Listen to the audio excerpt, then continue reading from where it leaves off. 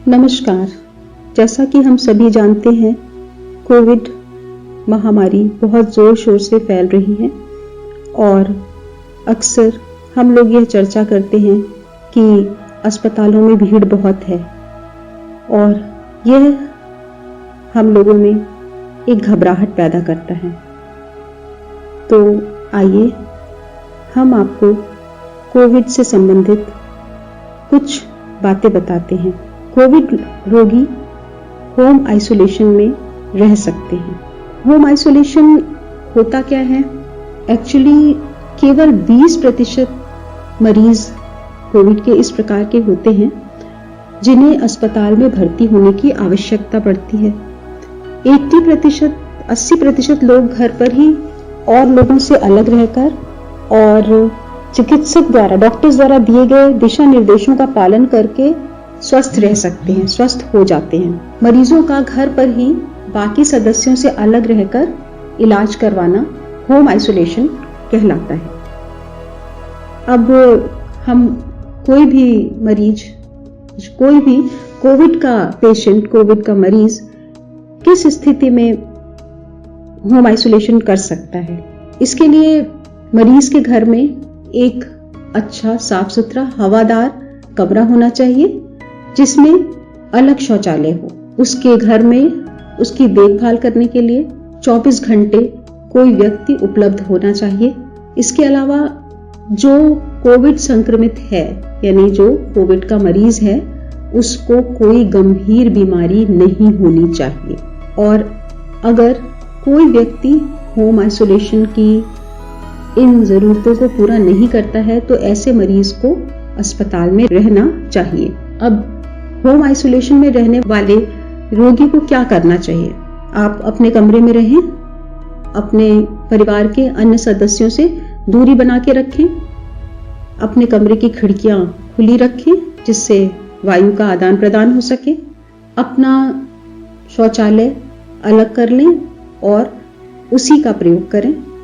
अन्य सदस्यों द्वारा उपयोग किए जा रहे बाथरूम का उपयोग ना करें।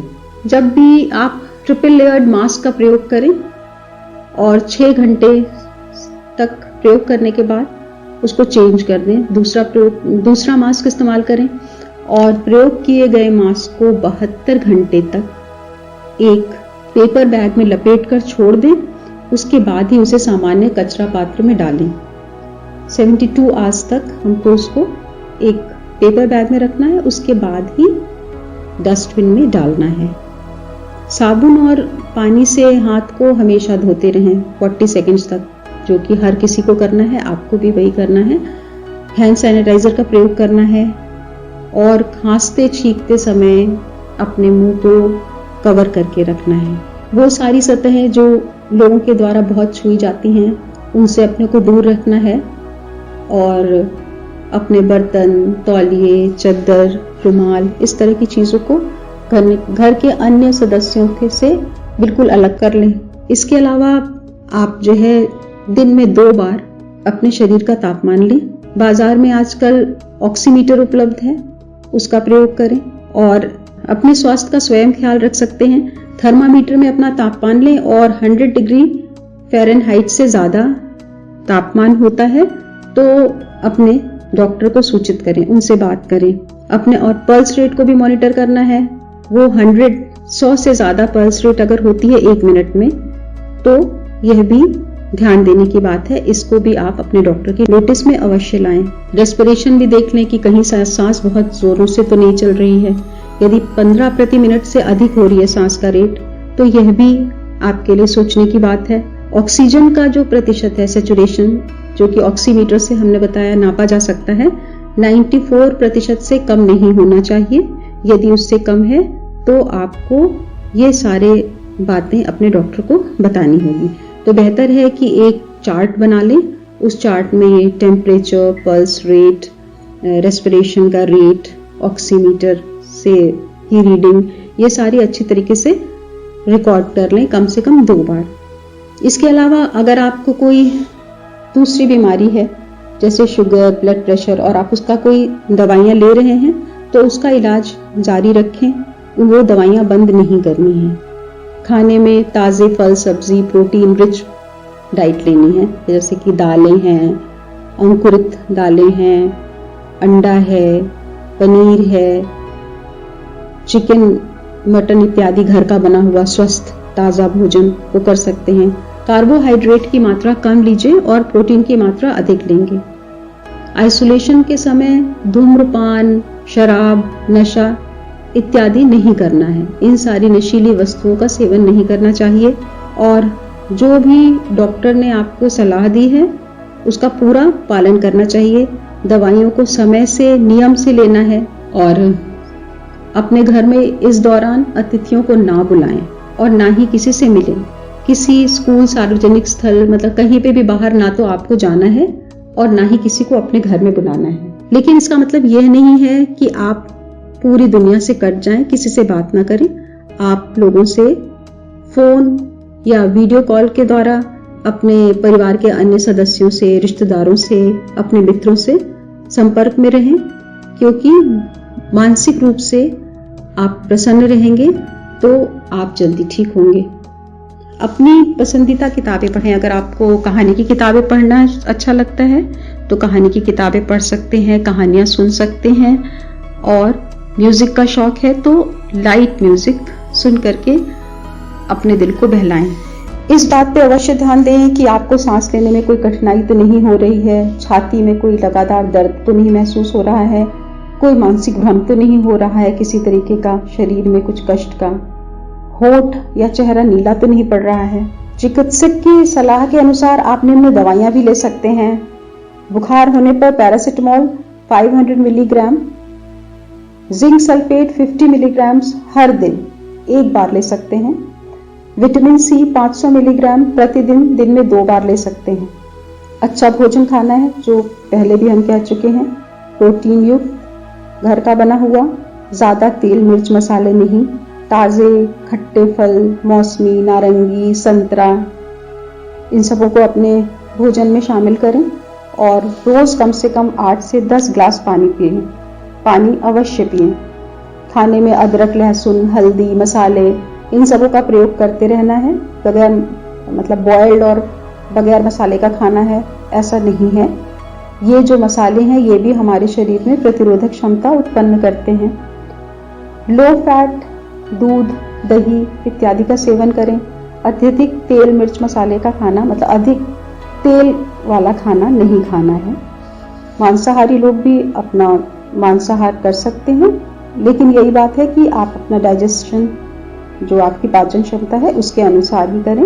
एग वाइट का सेवन अधिक करें और सबसे बड़ी बात है कि जो भी फल सब्जी इत्यादि खाद्य पदार्थ हैं उनको खूब अच्छे से धोकर साफ करके उपयोग करें और खाना जो है वो कम कोलेस्ट्रॉल वाले तेल में ही पकाएं। मैदा, तला हुआ खाना, जंक फूड इत्यादि का उपयोग ना करें। पैकेट वाले जूस और कोल्ड ड्रिंक का उपयोग ना करें। प्रोसेस्ड मीट, फ्राइड मीट, इस तरीके की जो चीजें हैं उनको आप अवॉइड करें, उनका प्रयोग ना करें। अंडे के पीले भाग को भी सप्ताह में 1 बार खाएं, ज्यादा ना खाएं।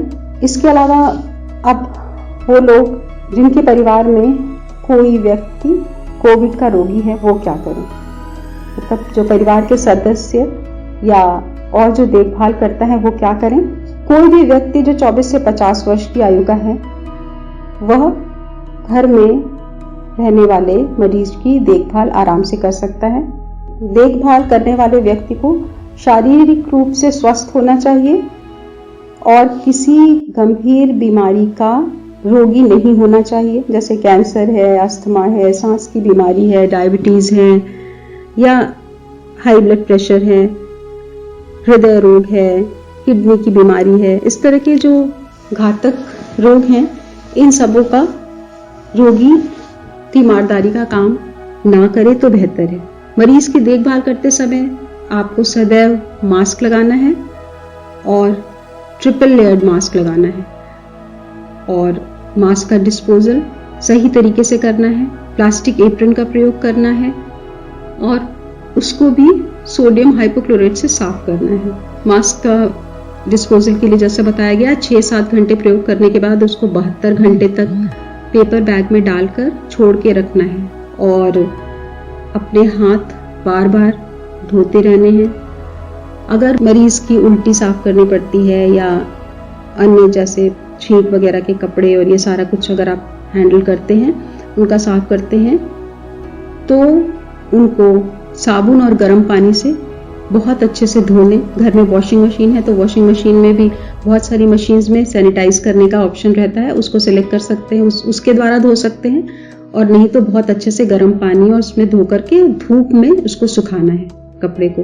कभी भी कोई भी काम करें तो बिना हाथ धोए अपने नाक, मुंह व चेहरे को नहीं छुएं और रोगी के थूक, लार, छींक आदि इस तरह से जो ड्रॉपलेट्स निकलती हैं उनसे सीधे संपर्क नहीं आना है। संपर्क में आने से बचें। कोशिश करें कि आप बिल्कुल भी उनके संपर्क में ना आए। मरीजों को खाना देने के टाइम में आप उनको प्लेट में खाना लगा करके दे सकते हैं और इसके बाद जो है वो अपना खाना खा करके उसमें साबुन और पानी का घोल डाल सकते हैं। मरीज स्वयं डाल सकते हैं, धो के रख सकते हैं तो बहुत ही अच्छी बात है। नहीं तो हाथ धोने के साथ साथ वो उसमें साबुन पानी का घोल डाल सकते हैं और वो धो करके उसको धुल करके वो बर्तन दोबारा प्रयोग किए जा सकते हैं। मरीज के कमरे का जो बाथरूम है उसको प्रतिदिन एक बार जरूर सैनिटाइज कर दीजिए और जो भी डॉक्टर ने उपचार की सलाह दिया है उसका संपूर्ण रूप से बहुत अच्छी तरीके से पालन करना होता है।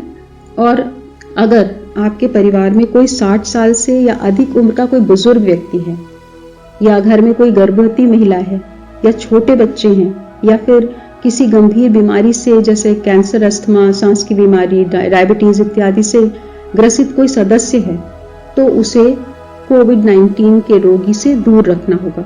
होम आइसोलेशन कितने दिनों तक हो, कई बार यह भी प्रश्न उठता है। तो होम आइसोलेशन के शुरू होने के 14 दिन के बाद अगर मरीज को आखिरी 10 दिन में बुखार या अन्य कोई लक्षण नहीं है तो डॉक्टर से पूछकर होम आइसोलेशन को समाप्त कर सकते हैं।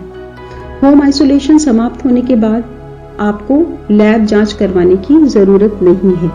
अब कई बार हमारे पड़ोस में यदि कोई व्यक्ति होम आइसोलेशन में है तो हमें समझ में नहीं आता है कि ऐसी स्थिति में हम क्या करें। तो अगर आपका घर बिल्कुल अलग है तो आपको अधिक चिंता करने की आवश्यकता नहीं है। लेकिन यदि आप और आपके पड़ोसी एक ही पैसेज शेयर करते हैं तो उस पैसेज को दिन में 2 बार यदि सैनिटाइज करें तो बहुत अच्छा होगा। जैसे कॉमन एरिया है, सीढ़ियां हैं, इनको सैनिटाइज कर सकते हैं। तो एक दिन में रोजाना 2 बार 1% सोडियम हाइपोक्लोराइड के घोल से सैनिटाइज किया जा सकता है। छूने वाले जैसे सीढ़ियां चढ़ते समय रेलिंग इत्यादि को ना छुएं, उनसे दूर रहें। और आपके पड़ोस में यदि कोई मरीज है तो उसकी मदद अवश्य करें। उसको जो कुछ भी दवाई या अन्य कोई भी चीज जिसकी आवश्यकता है उसको लाकर दें, उसके गेट पर रखकर, और फोन द्वारा सूचित कर सकते हैं। और घर आकर के अपने हाथ को साबुन से धोकर पैसों का लेन देन डिजिटल तरीके से मरीज के ठीक होने तक करें। समय समय पर अपने मित्रों को फोन अवश्य करें जिनकी तबीयत खराब है कोविड से, उनका मनोबल बढ़ाएं। उनसे बात करते समय कोविड के उन मरीजों का जिक्र करें जो ठीक हो गए हैं। नेगेटिव स्टोरीज शेयर नहीं करें, सकारात्मक बातें ही साझा करें। जिस किसी का उपचार चल रहा है उसे संदिग्ध या अछूत के रूप में ना देखें, बल्कि उन्हें कोविड-19 को हराने वाले के रूप में देखें। मरीज या उसके परिवार को किसी भी तरह की परेशानी ना पहुंचाएं। याद रखें, लड़ाई बीमारी से है, बीमार से नहीं। धन्यवाद।